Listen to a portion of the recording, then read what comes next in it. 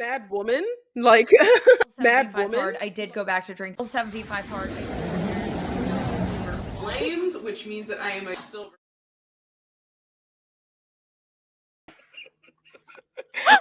I uploaded the wrong intro.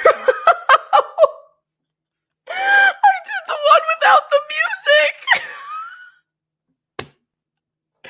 It is not an unsolicited live show if things don't go completely awry. Yeah. Hello, everyone. Welcome to our first ever live book club on Unsolicited. I am Sam. This is Jordan. And there's our intro without any music under it. So that's really cool. I hope you guys really enjoyed the visuals. Yeah.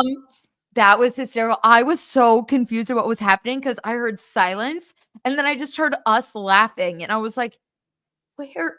I thought we were haunting each other. I was like, I hear us giggling, but I think this is maybe our fourth or fifth live show we've done.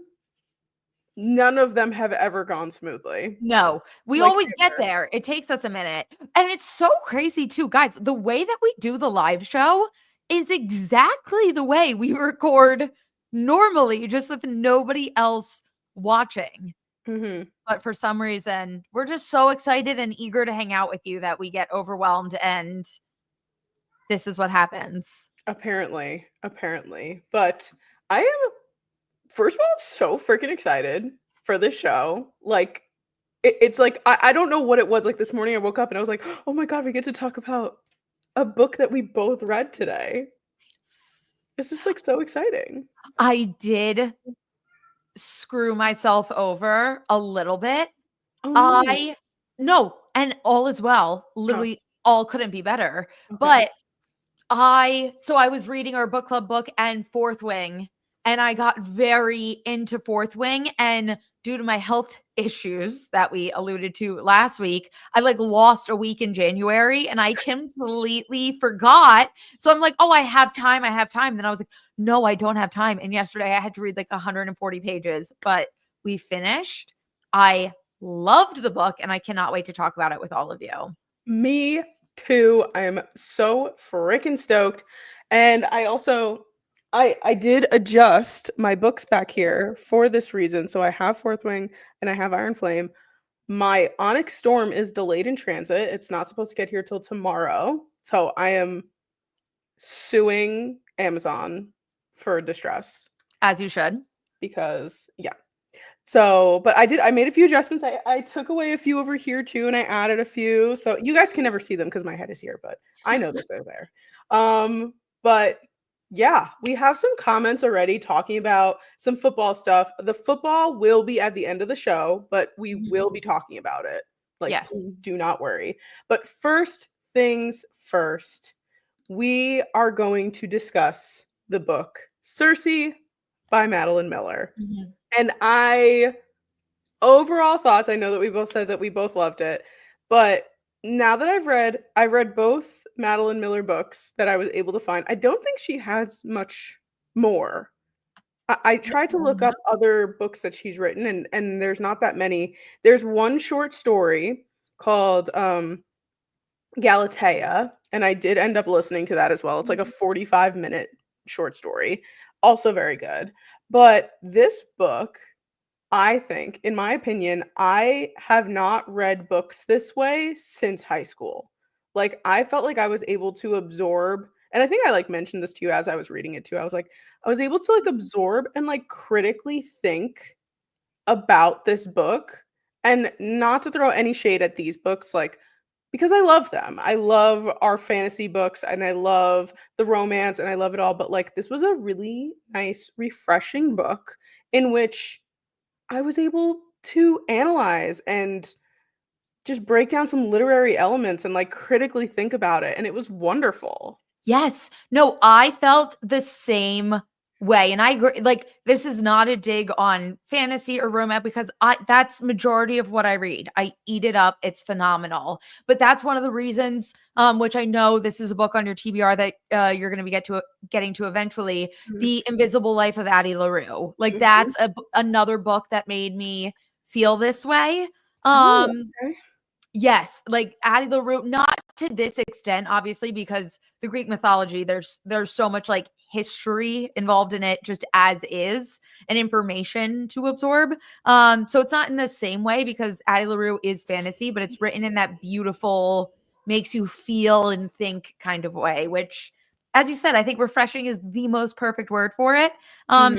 So excited to we have a couple book club questions that were part of the book that we are very excited to go through. And I just can't wait to get your thoughts on literally everything. Yes. Well, so we'll start at the beginning. And if any of you guys who are tuning in right now have read the book and want to chime in, please do. We'll pull up your comments. But I did make a couple of banners so that we stayed on task. Yay. Because I had a feeling that if we tried to wing this it would not go over.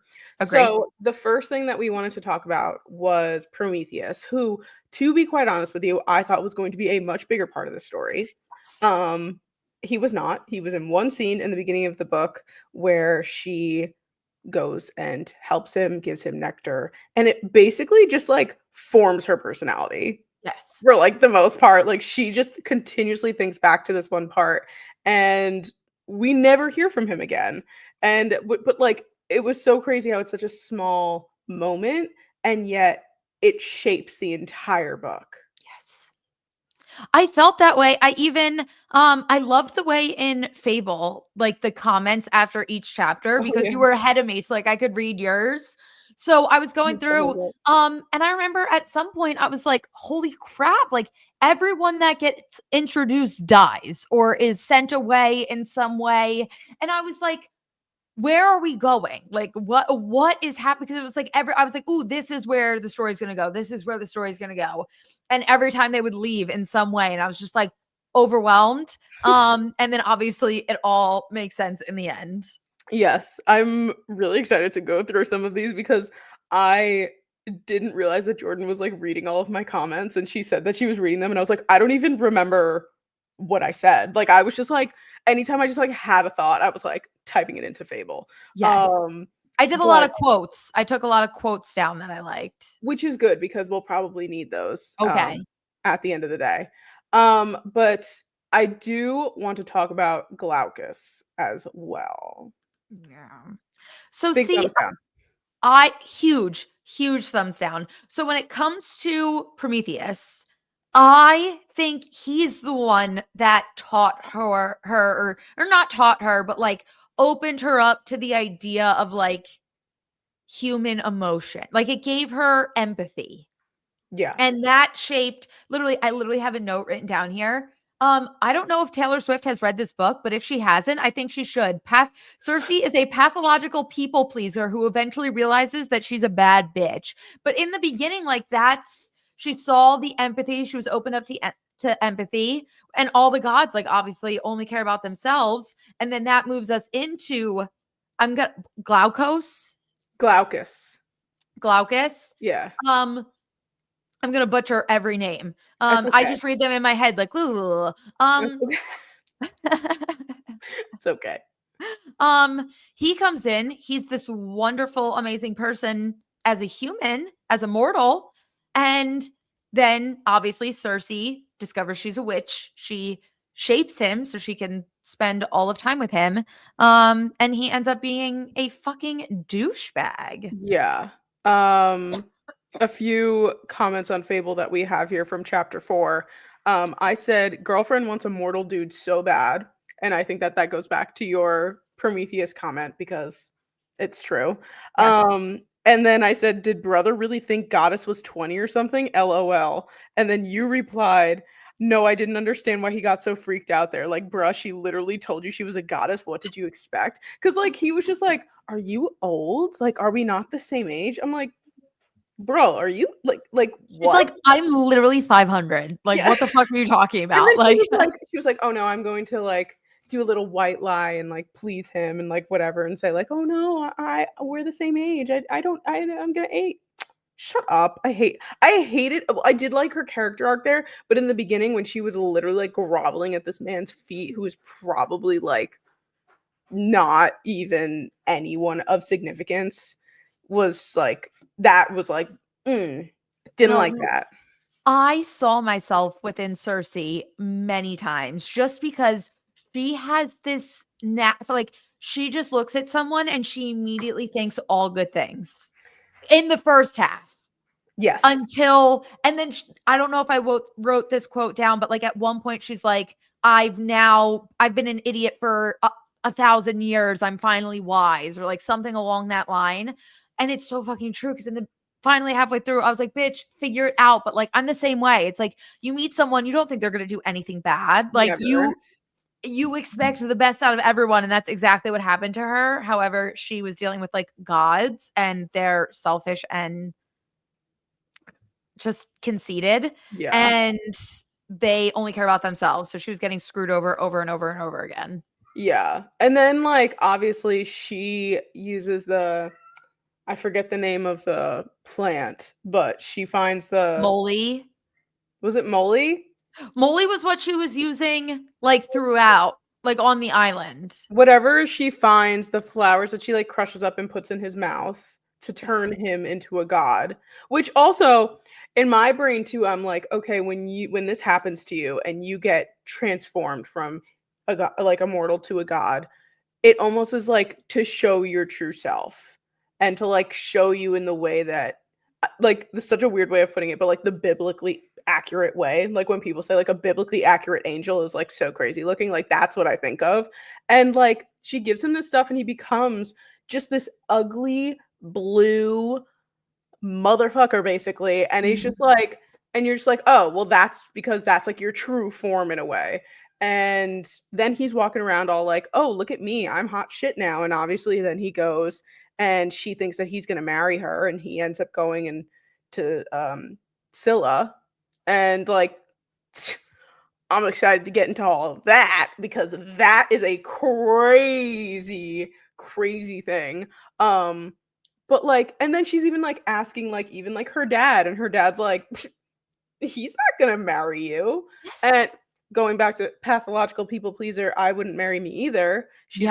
She's like, oh, like maybe I'm not good enough. And I'm like, bitch, you are. Yes. You are good enough. And then she realizes it. And that's when you're like, we're turning some things around now. Yes. She was like, guess what? I'm a witch. And they were like, you can't be anything. And she was like, try me. Bang, bang, bang, bang. I just love too from like the moment that she got to her exile, she was just like, I'm going to figure it out. Like she always was like, I'm just going to keep moving. And I was like, you're a real one. Yeah. No, it was like, and the island too. Like she got there and she was like, oh my God, what am I going to do? What am I going to do? And then she was like, okay, well, I have food. I have shelter. I have magic. I have a lion.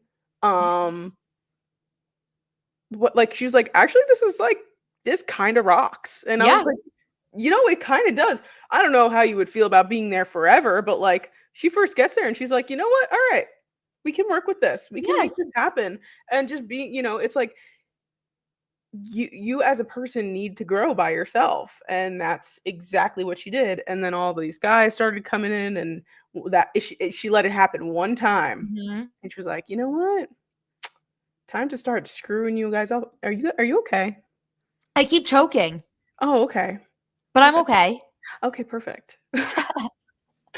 But I did love the era that she went through where all of the sailors would come to her island and she was like, yeah, come on, I'll feed you and you can drink and everything.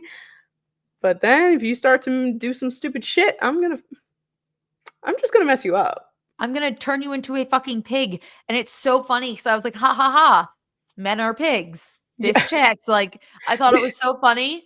And then at one point later on, after she was doing it like time and time again, she was like, men don't even make good pigs. Like, yeah, she was so real for that. Okay, I found a quote that you put from chapter 7. You threw me to the crows, but it turns out I prefer them to you. Yes.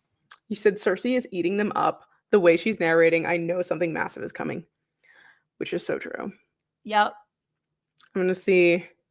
Oh, Hermes. Typical situationship. Oh, yes. Typical. In Greek mythology. we have situationships. Isn't Yep. that crazy? Yes. And she literally said, she was like, he only keeps coming back because I literally don't give a fuck. Like, The fact that there's only 2 comments in chapter 8 and me is, "Ooh, Hermes boyf," and you said, "Imagine Hermes being your booty call." And that's it. That's the end of chapter 8. I told you guys we did some really analytical thinking with this book. We did. It was critical. It was critical. Um, okay, now I'm like, I think I'm jumped too far ahead. Oh no, now we're at the Daedalus part. Okay. But still Hermes, like he starts out and I'm like, okay, she's having fun. Like she's not like, oh, I wish he loved me. Like she was like, I don't care. He's just Yes. here for me and he's here for him. Whatever. But then like after a while, like he like you could tell he was like starting to degrade her and she was just like, the only reason why you keep coming here is for me. So if you're not coming here for me anymore, I think you don't need to come anymore. And she would literally. And she was like, fine. And you know, she was like, yeah, screw off. See you later. Bye. I love it. I love how chapter 11, because we didn't even get to, okay, and I'm gonna, again, the names. I don't know the names. Daedalus. Yes. I have a quote, a golden cage is still a cage, Daedalus. And I was like, oh, chef's kiss. Then the next quote, or the next thing I have is, now why the fuck did that have to happen to Daedalus and Icarus? Like, I was so pissed.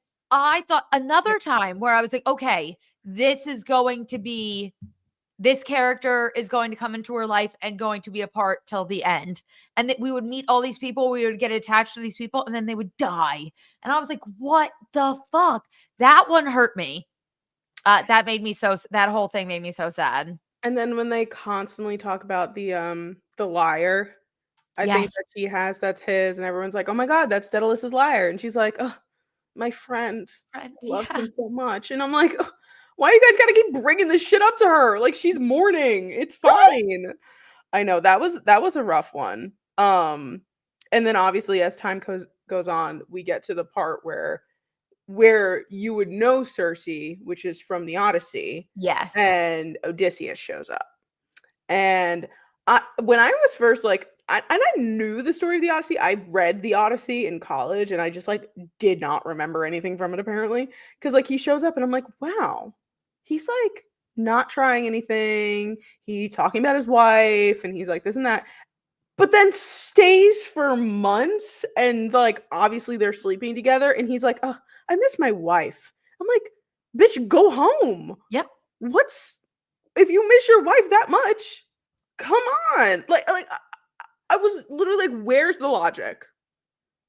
No, There is none. that whole thing was crazy because, like, obviously I knew it was gonna come up, but like they basically walk you through the very, very summed down version of the Odyssey. And I read Mhm. it, I was in high school. I was a sophomore or junior in high school.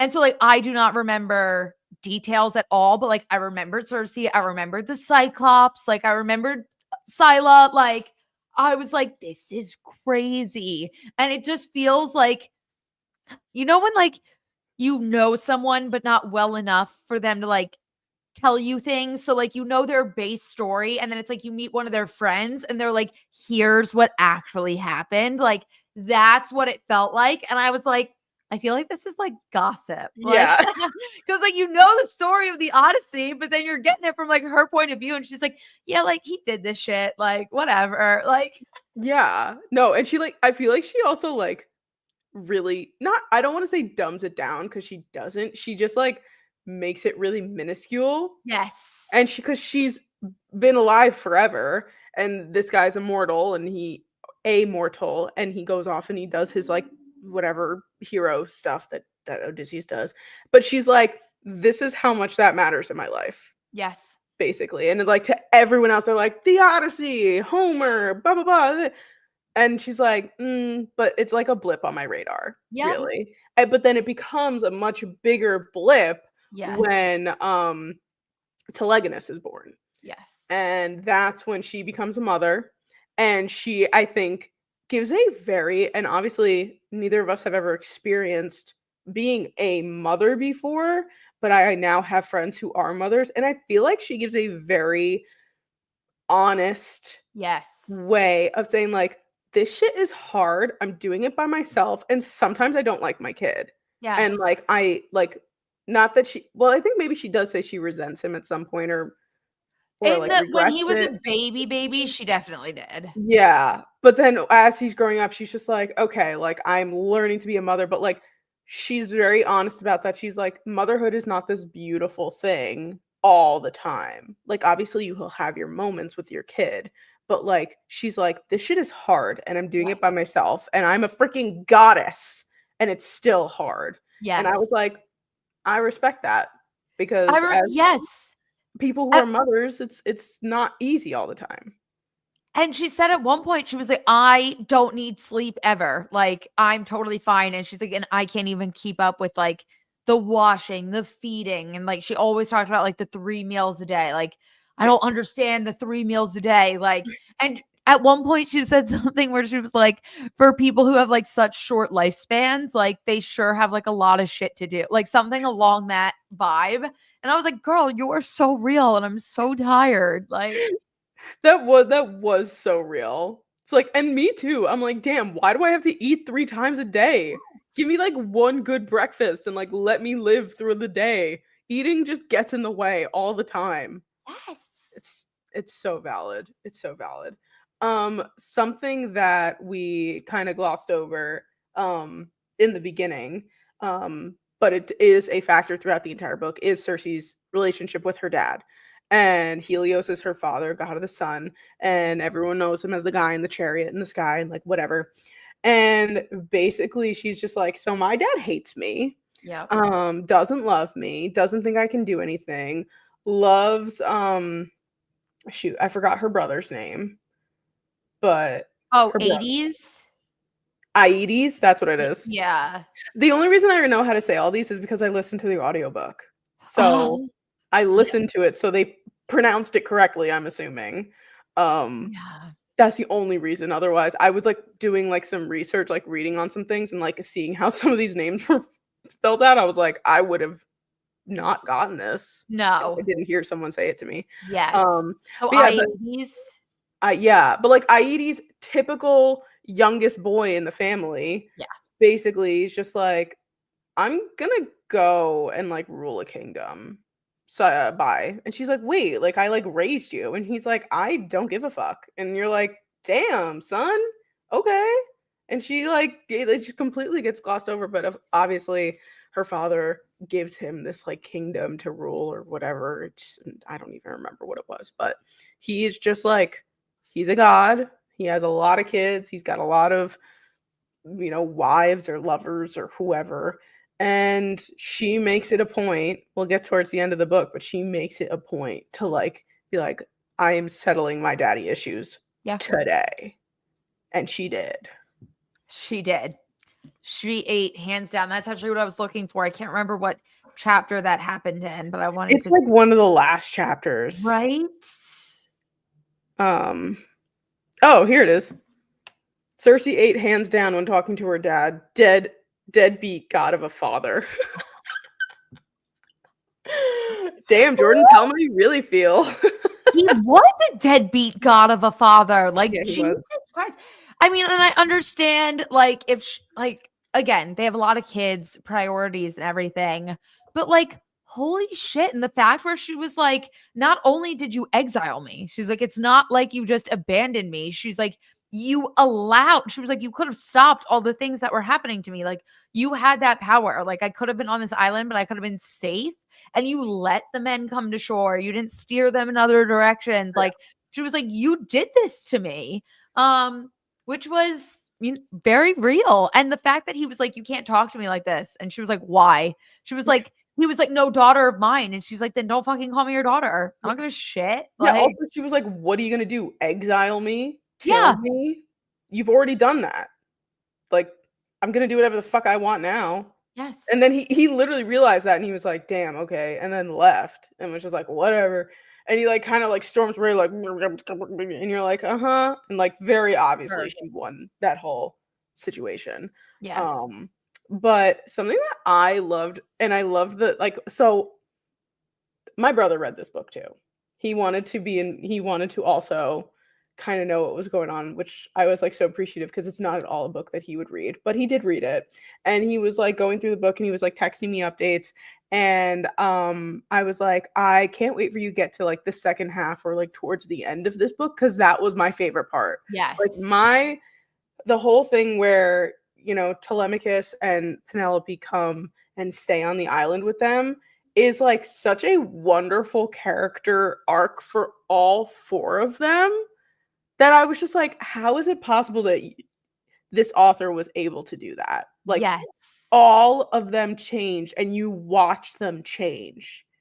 And it was really quite beautiful. It was. No, I literally at one point in my notes, I'm like, I don't know who to trust because like it was Hmm. also new and like you didn't know anyone's intentions from the beginning.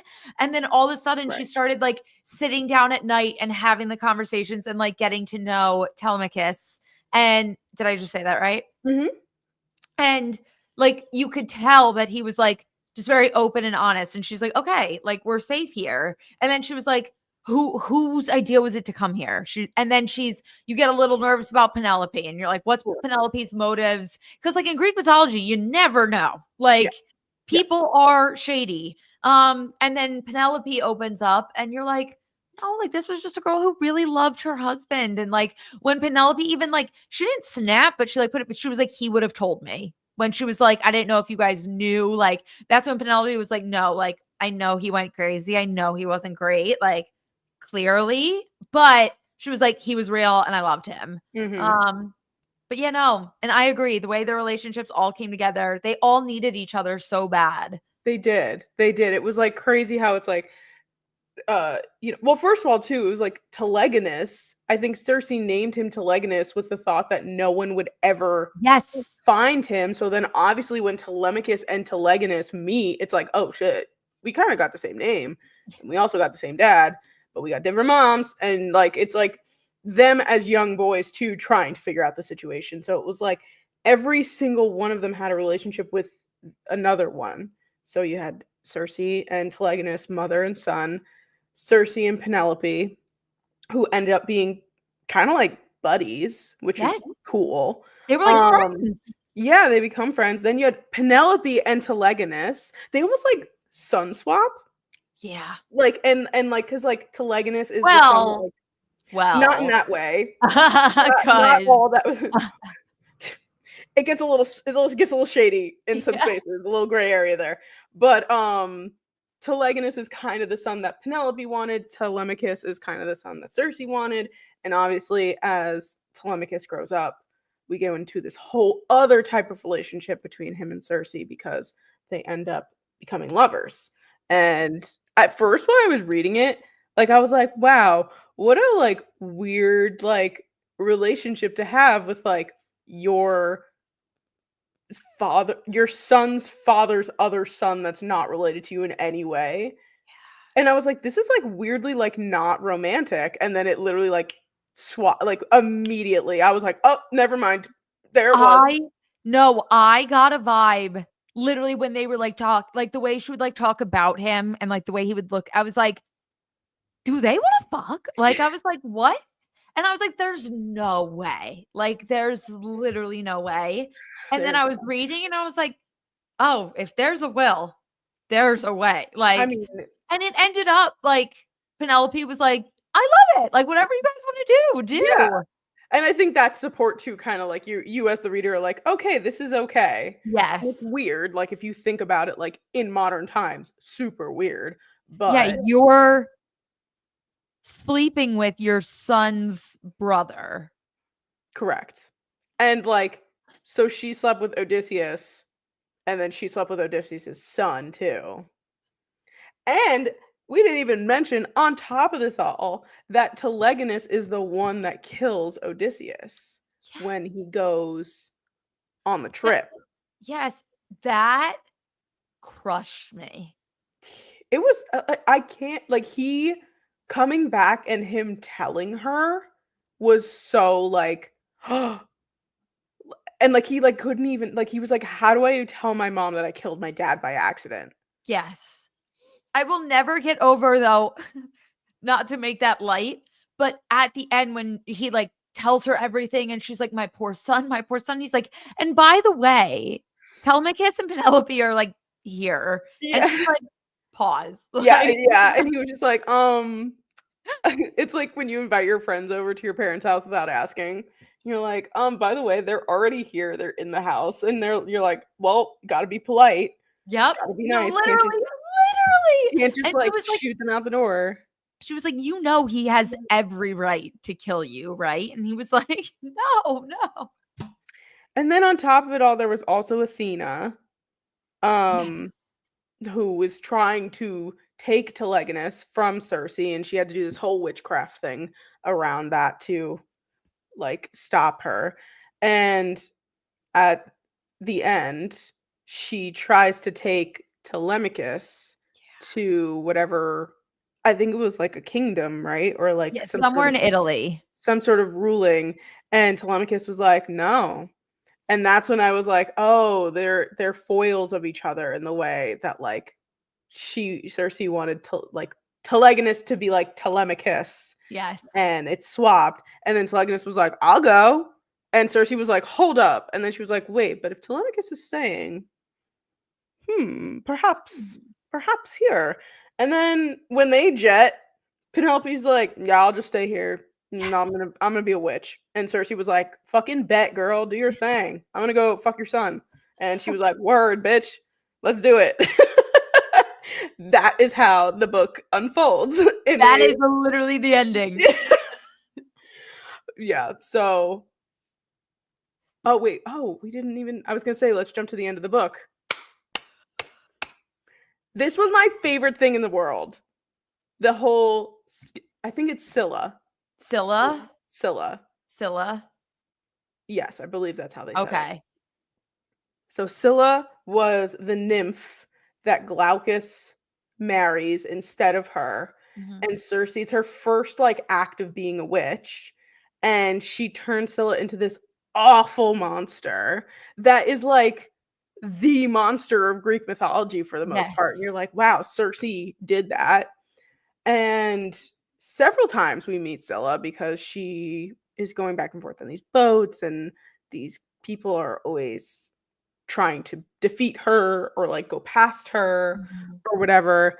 And like that constant through the book that it was like the reminding of her, like, hey, look at this awful thing that you did to this person who, Yeah. they tried to frame it as she didn't deserve it. She did.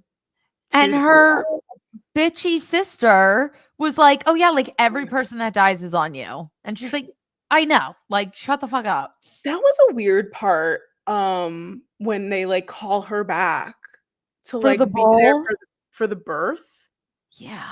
of that of like this monster, and then Yeah. that monster ends up like eating the girl or something, right? Yes. And And like then like I was like, why is she here? Is it yeah, just to like humiliate her? Like it was weird.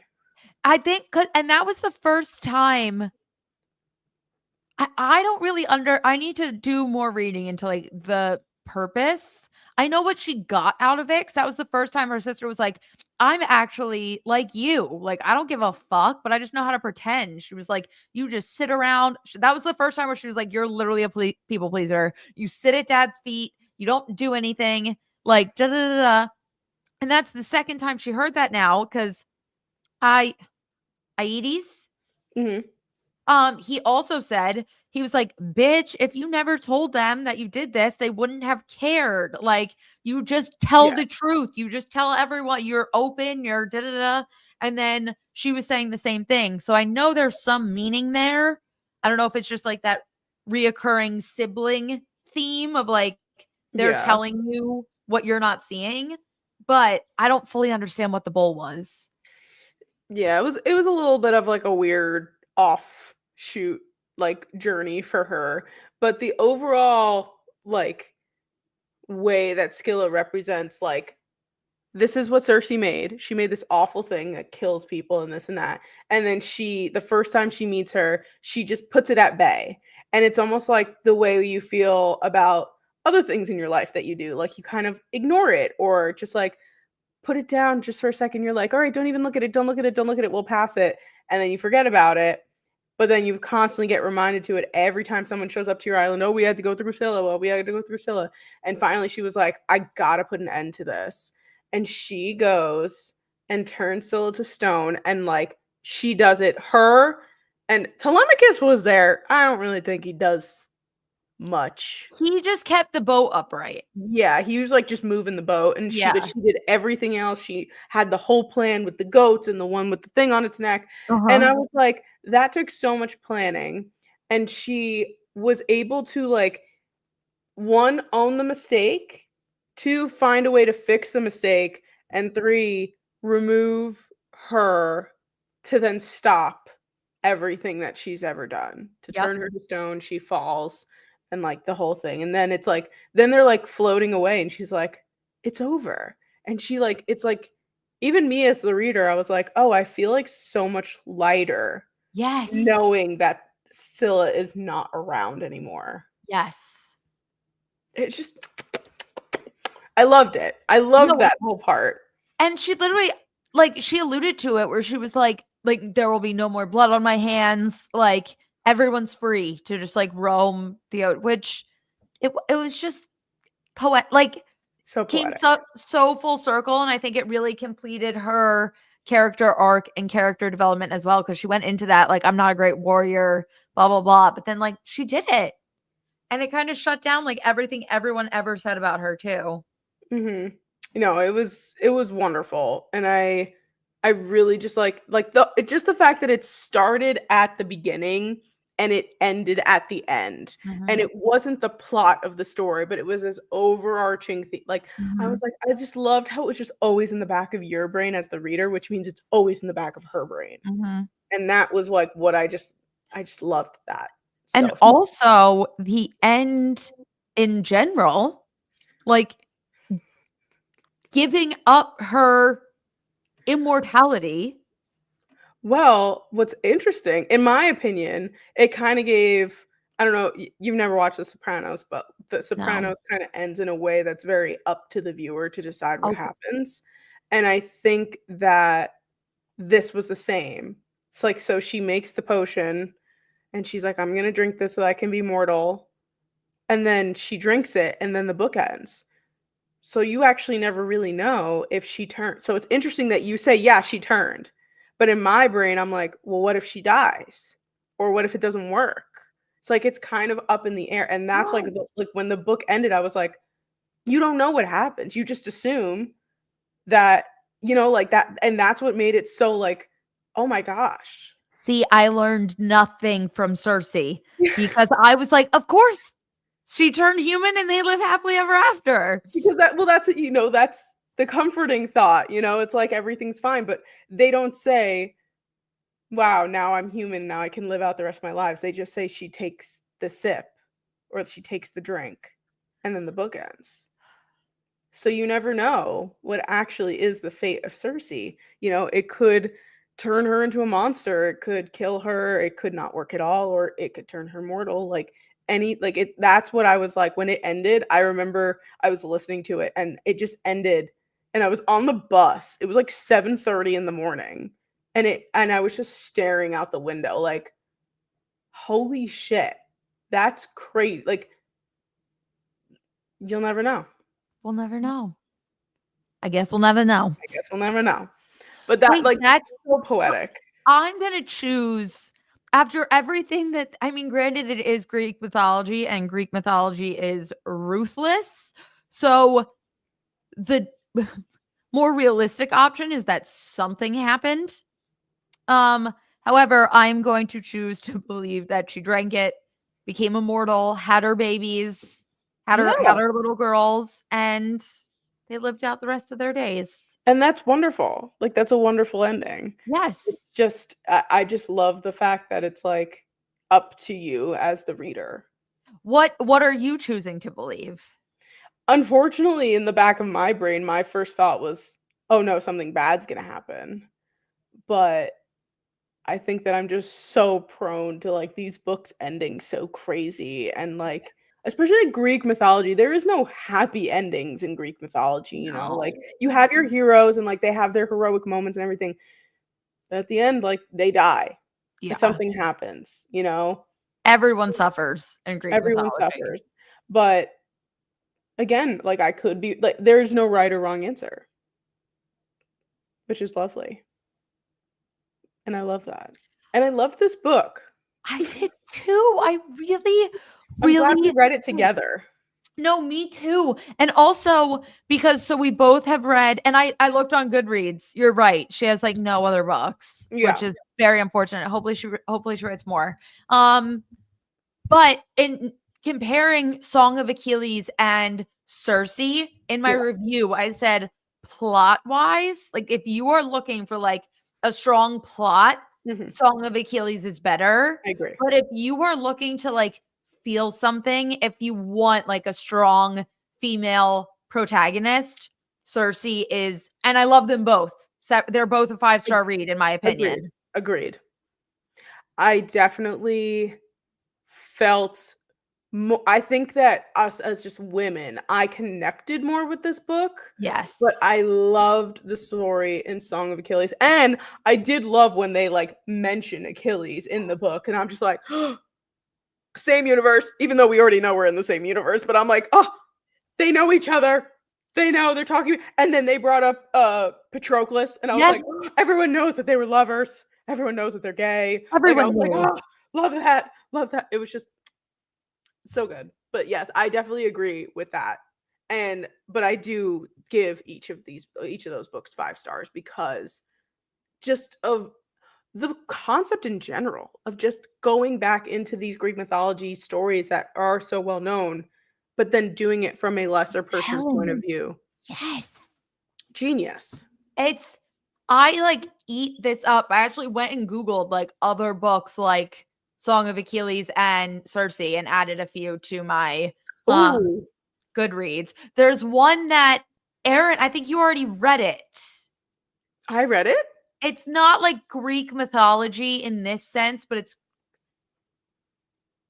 Sparta? Something with Sparta? Hmm. What books have you read recently? Was it I read Games the Gods Play. Yes. Was it that? Was there any Greek mythology in that? Oh, there's 100%, but I would not say that they're written the same. No, no, not at all. I just want more Greek mythology Oh, aspects. gotcha, gotcha. Yes, yes. The Games the Gods Play is also very good, but it's not at all written the same as this. But it is a very good Greek mythology book. Yes. No, I just like learning about I just like the idea of Greek mythology. I'm like I like obviously the way Madeline Miller writes is phenomenal, Yeah. next level. Again, I hope she puts out a million more. But I'm just intrigued by like the concept of Greek mythology. Like I just like the elements of it. So I've been looking for a little bit more. Um, I am going to hopefully the show continues on for many seasons, but I am going to read the Percy Jackson books as the seasons of the show come out. Because the first season was The Lightning Thief. And I know that they're like more children's books, Mhm. but they are very fun. Yes. And Percy Jackson the Lightning Thief, the book and then the first season of Percy Jackson on Disney Plus are identical.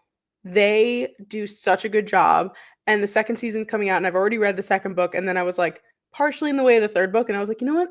I'm going to, like, read that book right before the show comes out so that it's, like, fresh in my brain," That's and so that is funny. how I will go and continue to read the Percy Jackson series because it's so much fun.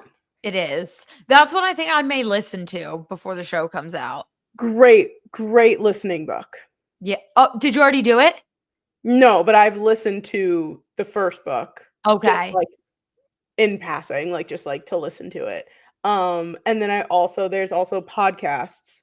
Um, so I forget what it's called, but I used to listen to this podcast called Potterless, and it was a podcast of this guy who was, like, in his 20s who had never read Harry Potter before and documented his journey reading Harry Potter, and then he does it again with Percy Jackson, and it's very good.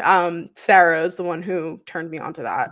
And he's funny, and he brings on people who are like Harry Potter fanatics. So like as he's reading, he's like, I noticed this, and they're like, oh well, that's so interesting because I read it so long ago. It's like fresh eyes, Yes. Anyway, I could go That's on and on. crazy. It's a very good podcast. But speaking of books, we have other books to discuss before we get into our NFL. And I am so freaking excited now to talk about Fourth Wing with you because I watched 2 full-length YouTube videos recapping both Fourth Wing and Iron Flame that were each an hour and a half to 2 hours long.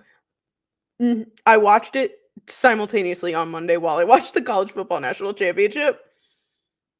So I'm like up to date on everything. Like I remember everything now.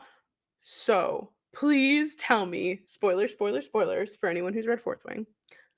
Where are you at? Because I am so excited to hear where you're at. I feel like you're going to be so disappointed because I'm not much farther along than because okay. I had to go back and read Cersei. Fair. So I've had a lot to do. And like I said, I had a lot of Cersei left because I was only reading Fourth Wing. So literally I'm at the point, you know what? Hold on. Talk for 1 second. Go run and get your book. I'm very immersed into Fourth Wing right now because Onyx Storm came out yesterday, and I'm patiently waiting for my book to show up. But so I have both of them here. Wonderful. So wait, so how? Oh, you've dented quite a bit. Let me see. Because like now I remember all the lore and like all the things that are happening, and like I don't know, I'm back in my Fourth Wing mood. You know what I mean? So her and Xaden kissed again. He obviously got her the saddle. We talked about the saddle. Yes. They went to that, like she saw her sister because they won the competition. Yep. And then her sister was like, fuck, we're getting attacked. And they flew out of there. And then she was like, I need to know if my sister's okay. But as they were flying out, Xaden, like, they fucking made out. I was like, wow, like, we're just doing this now? Like, and I think, love that. Oh, and they're doing the mind. He's like being really flirty in her brain right now. I love that. I love that. So we didn't even talk about the part where they first meet each other. Yes. And it's when Tarn and Sigale are together. Putting it on. Because they're mates. They're mated dragons. And like basically they were like, hey, whatever Tarn feels, you feel. And she was like, damn, I'm feeling. And she almost hooked up with Liam. She's like, I just need someone, and Liam's laying on the floor right there. And then she's like, I'm not gonna do that. Oh, Liam. I forgot that you are at that part. So you know Liam's her bodyguard. Yes, he's following her around everywhere. And I actually love Liam. Sweet boy. Yes. I love Liam. And in the beginning too, she was just like, I don't need you, Liam. And then she was just like, Liam, you're my friend. And you're literally. Like, yeah. And it's so nice. And her signet came. So now she has her. No. Okay, I won't say no. We don't know what it is yet. Okay, sorry. I thought by that point you did. I know. It's like something is brewing, like her tattoo keeps burning, but I don't know what it is yet. Okay, I know that Adarna, she stopped time when she got attacked. Mm-hmm. So she like knows that she has that ability, but she doesn't use it because she slept for like a week after she did it for the first time. So she hasn't had, and she's been like panicking. She's like, I don't have my fucking signet yet. Okay. Sorry, I didn't mean to spoil that for you, but no, I will not tell you. I didn't even hear. No, I don't know. We don't know what, I don't know what it is. Okay. I obviously know she's getting one. I know one's coming. Yeah. Okay. But I don't know. Yeah. By that point, it would have showed up by now. That's crazy. That's my one. I don't even want to call it a complaint, just personal Like a preference. qualm. And I qualm. So what they're doing, one, she's fucking badass. And I know I can sense that this is I setting can't up wait for you to this. get to Iron Flame. Yes. And I have a feeling this is going to change my life. This is it's just a lot of the flirty back and forth.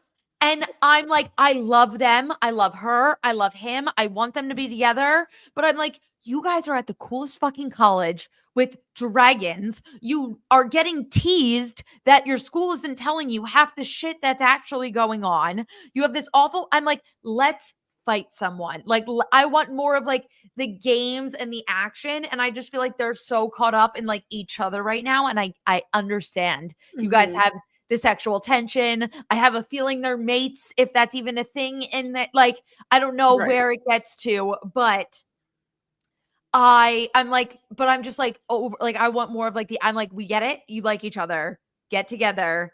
I can't do too much of the steamy back and forth.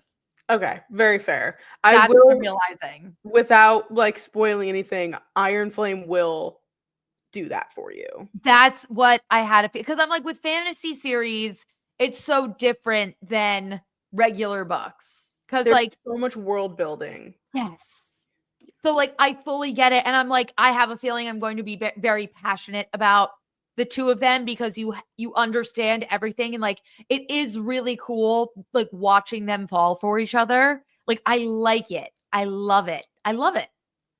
I'm just ready for, like, the drama because I know some shit's coming. I think I remember saying the same thing to Erin as I was reading Fourth Wing. And it took me a while to read Fourth Wing. But once I got to Iron Flame, I was like, I'm like moving and grooving. Yeah. But I think I remember texting Erin at some point while reading Fourth Wing, and I was like, where the fucking dragons? Is this not a dragon book? I Yes. love dragons. I love dragons in every single sense. And like in anytime they show up in Harry Potter, in Game of Thrones, in House of the Dragon, like all those, I realize how much they are like my favorite mythical creature. Yes. I think I need to put some sort of dragon on my wall, I think.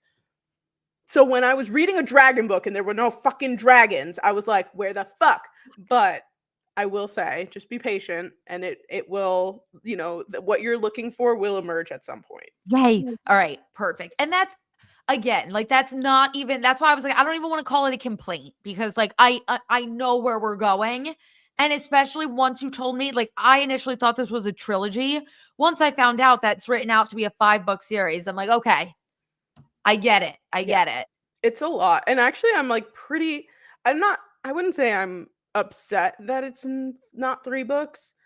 I just now that Onyx Storm is out, I'm so excited to read it because I need to know what could possibly happen in Onyx Storm to have 2 more books follow it. Yeah. Because in my mind right now, everything could get solved in 1 more book, but there must be something else that happens. Yeah. So that's why I'm like patiently waiting for my Onyx Storm.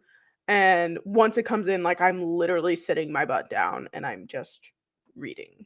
That's what I'm honestly, the timing of everything worked out perfect because I'm literally going to finish this by next episode. This will be done. Holding you to it. But like, I will be a chunk into this one because Brian goes on a bachelor trip this weekend and I am alone. And because of my sickness that I went through, I haven't been able to take my deficit medication. So I am just free balling life right now, which I haven't done in a while. And she's feeling it. And this weekend, I will finally be able to take my medication, sit down and focus, and my boyfriend will be gone. All I'm going to do is hang out with dragons. Like, love. And and you'll get it in Fourth Wing, you'll get it in Iron Flame. But I definitely thought that there was more things that had happened by then, but I guess right? Like, that's what I'm like. I'm like wrong. I keep thinking that, like, I should know more. And I'm like, there's not that many pages left. I'm like, what happens? You wanna know what's so crazy about these books, though? Rebecca Yarros puts so much small little breadcrumbs in the book that this is why people reread it so many times. And that as I was rewatching, like, the Fourth Wing complete recap and the Iron Flame, like, complete recap, they're pulling sentences, like, that someone just says, like Zayden saying, like, "Oh, yeah, don't worry about it." And they're like, "Guess what that meant in Iron Flame?" And you're like, "Fuck, how the fuck was I supposed to know that?" You know? So I feel like when the fact that you will read Iron Flame, like, right after this, that hopefully it'll be fresh and you'll be able to, like, see as things move, because I think she's very subtle about Yes. things, and you think you're not reading much when in fact you are setting up so much stuff to happen later. And I am kind of annoyed by that because I wish it was a little bit more like, hey, pay attention to this. But the videos really help because there is so much information. Oh, babe, just wait for Throne of Glass. Yeah. I've That been is looking at it recently, like, it's on the bottom section of my bookshelf over there, and I just keep looking at it, I'm like, it's a lot of books. It's a lot of reading. I read over 10,000 pages last year because I read Throne of Glass and I finished ACOTAR in the same year. That was the I first year. I read 3 more books in 2024 than I did last year, but I read 3,000 more pages with 3 less books. Yeah, that makes sense. Yeah, Crazy. I won't lie to you, I'm a little intimidated, but I think once I get into it, I'll be fine, but just staring at it right now, it's a little. No, and I do not blame you, and I do wanna warn you, it starts slow. Like, it's what like, the first 3 books took me, I think like I heard a lot of people say that. yes, but oh my god, it is it's going to change your life. It's gonna be such a good year for books and reading because, like, let's not forget we also get a new Hunger Games in March. I don't have time to reread the Hunger Games series. It's Haymitch's, so I don't think you'll have to. The prequels. I know, I don't remember anything from Hunger Games, though. Oh, Like, wait, literally nothing. you didn't read Ballad of Songbirds and Snakes, right? No. I mean, I'd love to, but there's so many other things. I'm literally looking at a pile of books No, that stack this high. It's the fucking Bridgerton books that I bought. drop everything and read Ballad of Songbirds and Snakes. But I don't remember anything from Hunger Games. Do I need to know things? No, it's President Snow's story. You may eventually want to go back and read or at least listen to them just because like I think about it ties everything together. Like you just understand his character so much. So like it makes everything in Hunger Games feel more monumental, but you don't have to know about the Hunger. It's like how the Hunger Games became the Hunger Games. Maybe I will re-listen to the Hunger Games anyway because I finished like all the Madeline Millers. I finished my book that I was telling you that's like my favorite book. Actually, it's right here. This little one right here. This is the Weston Game. I finished that. And then I just started, because it was free on Audible, the 7.5 Deaths of Evelyn Hardcastle. Oh, please let me know how that is because that's been on my TBR list for years. Same. And it was free on Audible. So I was like, oh, this will be my next one. But after that book's done, I won't have anything to listen to. So maybe I'll listen to the Hunger Games again. Sam, you will not regret it. And I cannot wait. Because when I tell you, you witnessed it, the chokehold that it had on me. And literally, I still like whenever I get a night to myself and I'm like, what am I gonna watch? It's the fucking Hunger Games. Whether it's Hunger Games, Catching Fire, Mockingjay 1 or 2, or The Ballad of Songbirds and Snakes. Like, I'm obsessed with this series. I will never ever get over it. And holy shit, Yeah. it's like I'm just calming down and being like less annoying about it. And we're getting another one. And I'm like, I'm gonna be annoying again. I'm gonna be so annoying again. I read them in high school and I just like maybe I just didn't appreciate them at the time either. Like I was reading them because the movies were coming out. So like same thing with like Maze Runner, you know, like I read the Maze Runner books because the movies were coming, you know, like so maybe if I read them in a more literary sense, I will like appreciate them more as an adult. Oh my God. No, you like literally have to. I don't even remember like I remember the big things, but I remember nothing else from that series. So it's like almost gonna be like rereading it again for the first time. What? Drop everything in your life. You suddenly, no, I don't even want to say that because I don't want to speak it into existence. I was going to say you suddenly got COVID and can't leave your house for 2 weeks. I don't want to put that on Sam. However, I do want you to drop everything in your life and read The Hunger Games because yeah, maybe we'll do another book talk segment of me like after every Hunger Games book that I read. And I'm like, "Oh yeah." And I know yeah, you would love that. I could tell. I would. But well, obviously, I can't dictate your actual reading schedule. Please read whatever you would like to read. However, do you want me to read Hunger Games? Or do you want me to read Throne of Glass? Throne of Glass. I know I'm putting so much on your plate right now. That's a lot of books, but I can split them up because I do listen to a lot of books. So I've already listened to 5 books this year. I think you should read The Ballad of Songbirds and Snakes, listen to The Hunger Games, because I do think it will all come back to you. And you also have the movies, and obviously it's not the same, but the movies are very close. Yeah. Yeah. Okay. I can do that. All right. I gotta. And then in March, we can read Haymitch's. I forget what it's called. Yeah, I remember seeing it. I forget what it's called too. Sunrise on the Reaping. God, there's so many books and so little time. It is really unfortunate.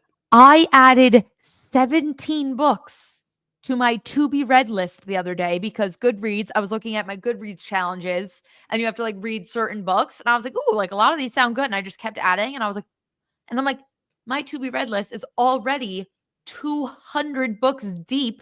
And I read 20 books a year. Like I was like, I'm never getting to all these. Well, I do eventually want to do like, I don't know, some sort of like reset book, and I want to read The Housemaid because they're making that into a movie too. And I literally have it on my bookshelf and I have not read it yet, but it's got freaking Sydney Sweeney and Amanda Seyfried in it. And I'm like, this is gonna be good. I read that as my vacation book in Cancun. It is phenomenal. Perfect reset book. Yeah, no, I gotta get through books first to reset too. If it makes you feel better, you know how slow of a reader I am. I read the first 100 pages in one sitting, and then I read the last 300 pages on the flight home, and I finished it in one day. I know I can bang through it too because I read None of This Is True in 2 days. Yes. Like I know I can read it quick, but I think we digress. I think we need to I didn't realize how late we were. Yeah, we're already an hour in. And I think it's time. I think some of our viewers have been patiently waiting for our NFL Conference Championship preview. And we're finally here. We talked a lot about books. We just talked about books for a whole hour. So sorry, but not sorry because we love books. But yes, I saw the first thing that we got in like the beginning of the show was from Ben. And Ben said, "Hey guys, I need to ask y'all, has either of you read the AJ Brown book? And dare I ask both of your predictions for this weekend? Philly is going to be rocking." I'm going to leave that up to you. Yes, I purchased the AJ Brown book. I haven't read it yet because I had so much reading to catch up on for my actual books, but I am very excited to go through that just to see. And I thought that whole thing was so cool. My predictions for this weekend are massive. I'm once again very confident in the Philadelphia Eagles. Do I think Washington is going to put up a good fight? Do I think it's going to be a good game? Yes. Do I think the Eagles win? Yes. Jalen Perks just changed my life. And who? Jalen Perks. Jalen Hurts on a Percocet after hurting his knee. And not Jalen Perks. Jalen Perks. I'm thinking Perks like with a K. Oh no, Perks with a C. Perks with a C. Okay. Hey, yeah. You know, if a Percocet is what needs to happen, then slay, King. Slay. No, Sam, you know how he is. Like, he is so put together, like, just stone cold face. Literally, he was doing his press conference after the game and they asked him a question. He went, and then he looks over and he goes, I don't know. And I was like, you are high as a kite. You are literally high as a kite. And then I can't remember who was interviewing him, but it was one of the NFL female reporters after the game. And she's like, how does it feel to play in the snow? Like, you always said you love playing in the snow. Like, da-da-da. And he's like, how about I just love playing football? Like, and I was like, who are you? Like, he's laughing, he's smiling. He almost dropped the F-bomb on live television. And also the Saquon Barkley touchdown that got us enough to win. Like, it obviously the Rams came back and scored, but that was what put us over. That gave us the dub. Literally, they're on the 36-yard line. Saquon had not broken through yet. Jalen Perks is standing there in the backfield like this. Knew he had 70 yards to go. And he stood there like this and he did not move the entire time. Like, literally just in the field, arms up. And I'm like, incredible. You know how I feel about the Eagles. I love that. I'm going to send you, when we hop off, I'm going to send you all the videos of it because you are literally going to cry, especially because, like, I know you don't like the Eagles, but you know Jalen Hurts. Like, you know his vibe. I love Jalen Hurts. I really do. Oh, thank you. Me too. I just, you know, like, when he was in college and, like, he was like, screw this, I'm not sitting behind Tua, I'm going to go play. Like, I just respect him very, very much, despite being an Eagle. But I did see a tweet that made me laugh out loud, which is when he was doing his post game and he said, rain, sleet, or snow, the Eagles are ready to go. And someone was like, Dr. Seuss ass quote. Someone was like, he spent all day cooking that up. But then, like, Bleacher Report or like BR Gridiron was the one that posted that, and they were like, rain, sleet, or snow, the Eagles are ready to go. Jalen Hurts. And then they just wrote aura. And I was like, aura? Motherfucker just rhyming. Eagles fans literally call him Jalen Allen Poe because, like, hello. Oh my God. It's hilarious. Well, okay. So we have Commanders, Eagles. And, like, I know that you're saying, you know, you believe the Eagles are going to win. I think that there's a very big chance that the Eagles win this game. However, would you have thought in the beginning of this year that you would have been playing the Washington Commanders in the NFC Championship game? Never. Nothing could have prepared me. And again, like, everyone wants to talk shit on Eagles fans. I have been giving Jaden Daniel props all season long. Yes, you have. And obviously, do I want to play him? No. Like, do I hate his entire being right now? Yes. Can I still acknowledge that, holy shit, this is potentially the most impressive rookie season I've seen from a quarterback ever. And that's saying a lot, but it's just, there's so much to him. And, like, has it been a perfect rookie season? No. But just what we've gotten out of him, it's spectacular. Like, we're witnessing greatness. However, he's going to lose on Sunday. Sorry. I'm very, very excited for this game. And should we tell the people our Sunday secret?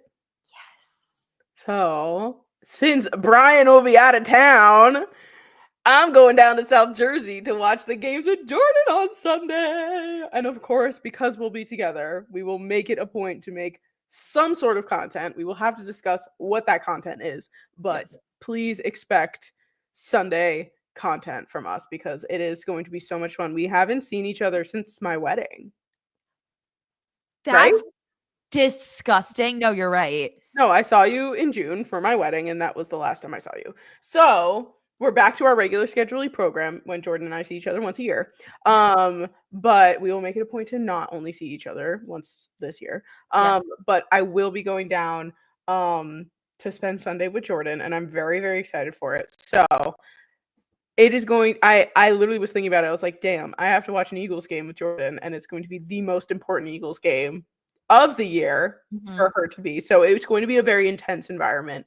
But like this is going to be a very good game. Like I don't think that the sorry. Eagles are no, it's okay. I just don't think that the Eagles are just gonna like walk right over them. You know what I mean? Like obviously they've beaten you once, you've beaten them one, right? Yeah, we We split. split. And like this is it. Like this is the third game that just determines it all. And like can Jaden Daniels freaking go to the Super Bowl as a rookie? The chances are slim, very slim, but they're not gone. And that's what's like blowing my mind about this. The only thing that has me feeling so confident, they have the 30th ranked run defense in the NFL. It's the NFC Championship game, Oh, he's and gonna we have Saquon Barkley. So, like, that literally, again, like, it's nothing against Jaden Daniels. I think Jaden Daniels is going to play his heart out. And I agree. I think they're going to put up a fight. I do think the Eagles are going to end up pulling, like, I'm picturing like a, again, depending on weather, but like a 34-21-24 type game. Like, Mhm. like Coming down to where a field it goal type of it deal. stays close and then the Eagles just like get something at the end that pushes them over. But yeah, no, and I'm very, very excited. So I'm just as excited to see you. And I'm also excited that you'll be there in case of worst case scenario, because that'll just make me feel better. Right. Of course, we do not want Jordan to be alone in case that does happen.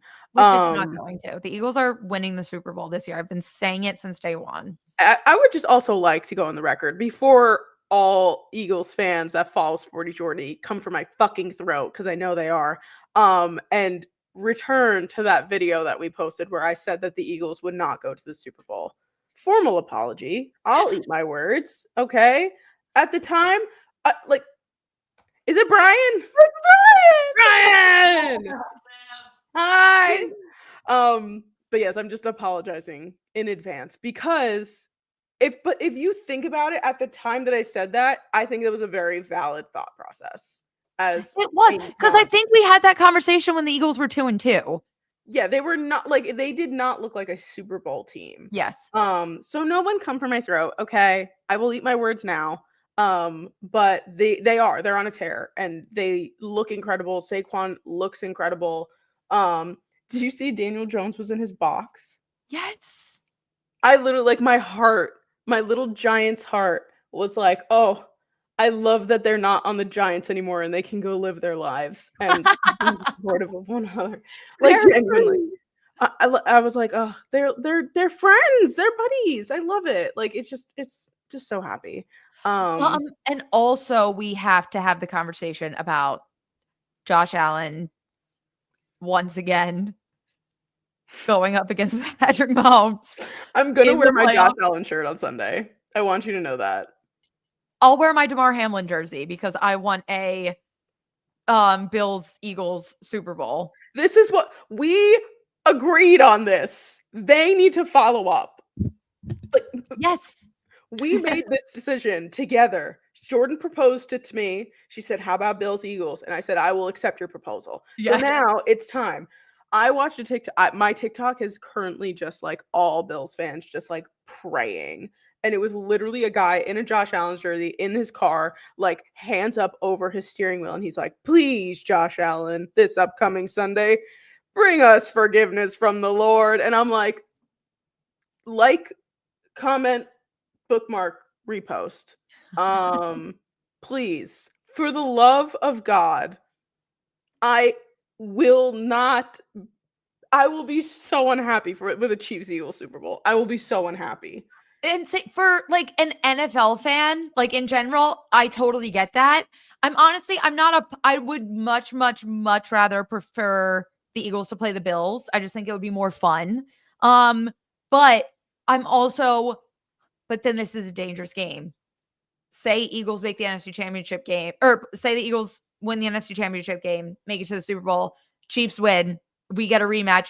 If the Eagles didn't win, how do I go on? Like I want the rematch for the sake of the Eagles must win. Right. And if Which they don't, then what? then I die. Like there's Yeah. no like I The earth ceases to exist. Oh I my don't god. know. No, it's literally we need an Eagles-Bills Super Bowl if that's the case. Like, if the Eagles win, like, the Bills have to win. No, and Have to. like you said, we agreed on like this is what we proposed. It was accepted. Guys, me and Sam are literally matching today. I still can't get over it. Tell me how me and Sam showed up on the show in a white turtleneck with a small black logo and her hair slicked back half up, half down. Not the deficit taking over there and being like, "Actually, let's stop talking about football real Because I quick." was like, look, like we set this up. And then I was like, No, holy yeah. shit, we set this up. Now we're matching. Like Yeah. everything's just that was how the deficit brain got there. Dude, I follow it so hard. I'm Thank understanding you. exactly where you're at. No, I, it's actually insane. I literally got onto the camera and she goes, "We're matching." I was like, "How? no, How is that possible?" even like we both have our necklace out, like I'm gonna throw up. All right. Whoa, we got a comment from Sean.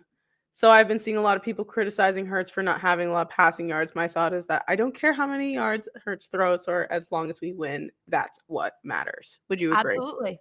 Absolutely. I was, and like here, I'll call him out. I was getting really upset with how long he was holding on to the ball on Sunday. Like, I didn't think that was great, but also Sunday was very circumstantial because it was a literal snow game. It was like 5 degrees. No Percocet. one, yeah. Well, that was at the very end. That was Oh, the end.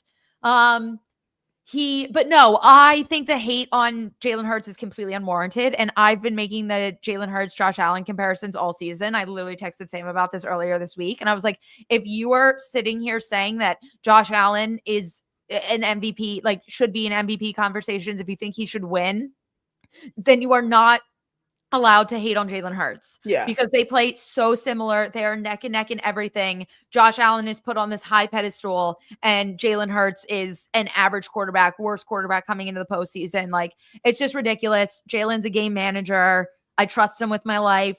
And there are games where he has a great pat. Like, that's the point of having a well spread out team. On a snowy game, Saquon runs for 200 yards. On a day where we open it up, Jalen has AJ and Devontae out there. Like, we can do it all, and that's the difference maker. But no, I think the hate on Jalen Hurts is very unwarranted.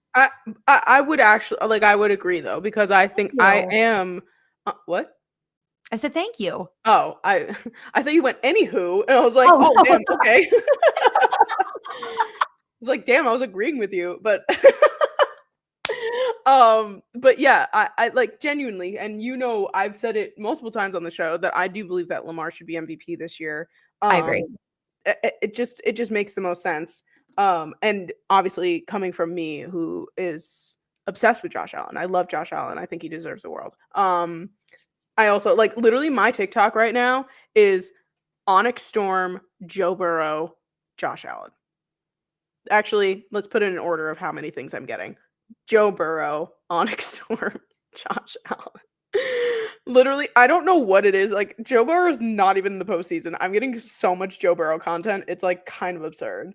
The only thing on my For You page right now is the Eagles. Like, I mean, whether it has 1 like or 1 million likes, it's Eagles related. And I'm like, everyone knows that my brain, my TikTok spy knows that the only thing on my brain right now is Eagles win on Sunday.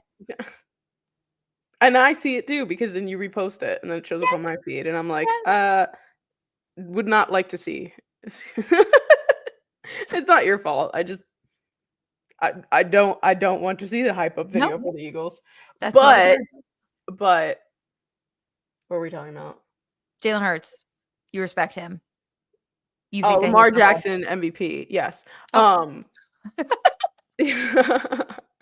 We got there. But no, but I was saying that like I think Lamar should be.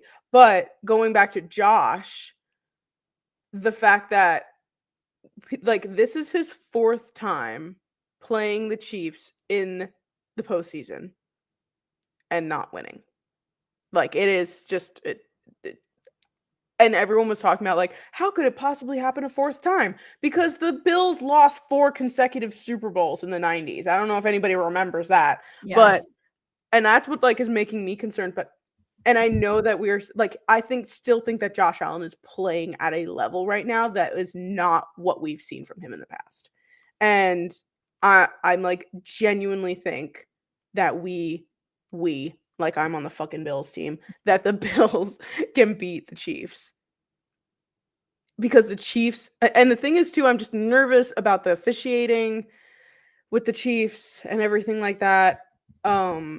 So I think that the Bills defense just needs to be extra careful, play a clean, perfect, no penalty game. Do not give them an excuse to give you a flag because they will throw it and they will get penalized for it. So that is going to be like a huge part of it. But the Bills, they can easily get 30, 40 points on the board and win that game. Even in Arrowhead, I think. I just don't. The Chiefs are not at that same level that they were at, and the Bills are one notch up, in my opinion. I agree. I think this is the Bills' year. And guys, we have been live for an hour and 20 minutes. We need to wrap up this show. Sorry, but we have one last. No, girl, I was too. We have a lot to catch up on. But the last thing, what about Saquon for MVP? Sam, I'm interested for your thoughts here as well. I think he should be. If it was up to me, he would be. I genuinely think he's the most valuable player. However, it's if Derrick Henry and Jonathan Taylor didn't get it a handful of years ago, I don't think they're going to give it to Saquon this year. It's become a quarterback award. And because of that, I'm saying Lamar. But do I think Saquon should win it? I honestly do. But I just know he won't. If Saquon played week 18, I would say 100%. 100%. And like there were so many numbers backing it up. The AP year, the record breaking, like it like I think it would have stamped him right into it. And he has single-handedly, I don't want to say turn your franchise around because it was not in a bad place when he joined it, but I think he elevated the Eagles so much. I don't think they'd be in the postseason without him. Like I genuinely think like that he was the main reason why he was like they escalated as much as they did this year. But right now, there's no way. I agree. I don't think he escalated. I mean, obviously he escalated us. I still think we would have been in the postseason. I still think we would have been good just because we have been. Like Jalen's like granted, we don't always make it past the first round, but like we get there. But no, Saquon, I mean, even just like the vibes and aura, like he literally took them to the next level, which again, MVP, but it's going to be Lamar. Yeah. It should be Lamar. I have this inkling that they're going to give it to Josh. Really? Which like, I wouldn't be mad. I'm not mad at any of this. Like, no, but all had incredible seasons. Yeah. Numbers wise, it should go to Lamar. But because to be fair, Joe Burrow had a better season than Josh Allen statistically. But the Bengals just didn't reflect that in his season this year. So, but I think that they're going to be doing like it'd be his first MVP. If he does make the Super Bowl, first MVP. Like I think it's going to be a lot of firsts for Josh Allen this year. But to finish off our show here, final Super Bowl prediction, I'm going Bills Eagles. Me too. The proposal that we gave each other a few weeks ago. I genuinely believe that will be our Super Bowl this year. I do too. And I cannot wait to watch the NFC and AFC championship game with Sam. Like we said, make sure to stick around and follow to see what content we end up putting out from this weekend. You can find all of that here on our YouTube channel. Like and subscribe. You can find us on all of our social accounts at the unsolicited_podcast on TikTok and Instagram. You can find us on Twitter at Sam and Jordan. And then, of course, we are also available wherever you get your audio podcasts. Can I get a go birds, guys? I love everybody. Thank you guys so much for joining in our first book club of the year, I guess. Yes. Our first ever. And yeah, maybe we'll see you guys on Sunday. Bye. Bye.